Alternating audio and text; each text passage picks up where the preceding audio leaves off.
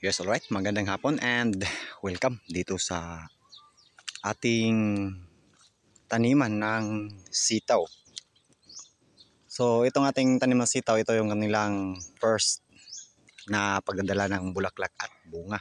At tulad ng nasabi ko sa last upload natin sa ating YouTube channel, na ito yung second update natin.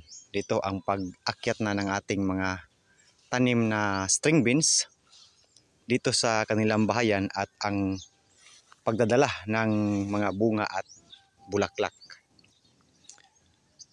So dito, ito yung update nila ngayon.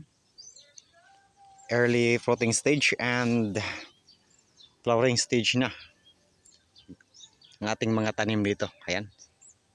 Sobrang ganda ng kanilang tubo. Berdeng-berde ang kanilang mga dahon at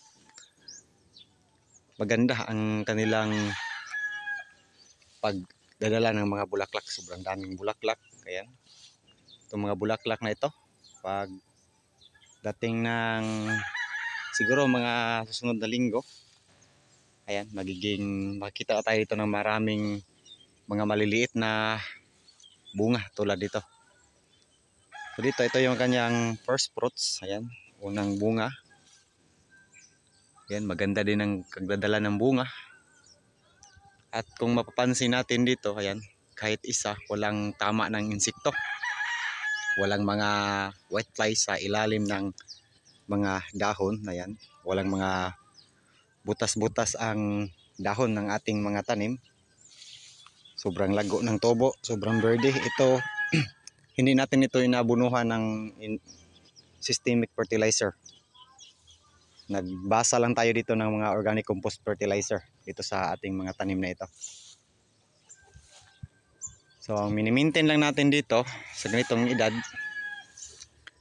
ay medisina. Twice a week tayong nag-a-apply ng insecticide dito para hindi mapasok at pamahayan ng mga insekto ang ating mga tanim. So kung nagtatanim kayo ng sitaw, syempre kilala nyo ang mga insekto na dumadapo sa ganitong edad. Mga langgam, mga mites, aphids, sobrang dami niyan dito sa malapit sa kanyang bunga, mga bulaklak, kayan, at pati na rin sa mga talbos nito. Yan yung problema kapag sitaw yung ating tanim sa ating mga taniman. Pero dito, dahil sa na-maintain natin ang pag-apply ng insecticide, wala tayong makikitang bakas ng insekto. Ayan, kung napapansin nyo, ang ganda ng kanyang bulaklak. Ang kanyang bunga naman, walang kahit anong makikita natin na palatandaan ng bakas ng insekto. So dito, tatlong medisina yung ating ginagamit. Tulad ng nasabi ko nung nakaraan, na ang ating ginagamit na medisina, una, Brodan. Malakas at matapang ang amoy para sa pampataboy ng mga insekto dito sa ating taniman. And mag-interval tayo ng Gold Rush para kung sakaling may mga insekto na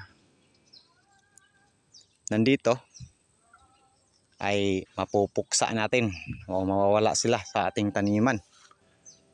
And ang pangatlo natin, Biotonic and Bio-Optimax. By pair yun. So dalawa yung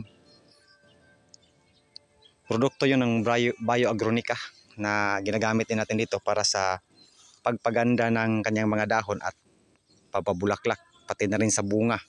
Ang Biotonic is advanced foliar fertilizer para sa ating mga tanim. And yung Bio-Optimax is a insect repellent. Yun yung magtataboy at pupuksa ng mga insekto sa ating mga tanim. And lastly, kung makakita kayo ng mga langgam dumadapo at kinakain yung mga bulaklak at bunga ng inyong mga tanim, banatan nyo ng malatayon mix ng strength para siguradong tusta ang mga insekto sa ating taniman. So yan ang ating update dito sa ating mga tanim, and next update natin dito ay ang pag-harvest na or pagpitas ng mga maliliit na bunga dito. So yan, kunting tips and tricks mula dito sa ating maliit na taniman ng sitaw. So thank you so much sa palaging panonood at pagsusuporta dito sa ating channel. And abangan nyo ang next nating update, ang ating third episode dito sa ating mga tanim ay ang pag-harvest na natin ng mga bunga. Ayan, umakyat na sila doon sa itaas.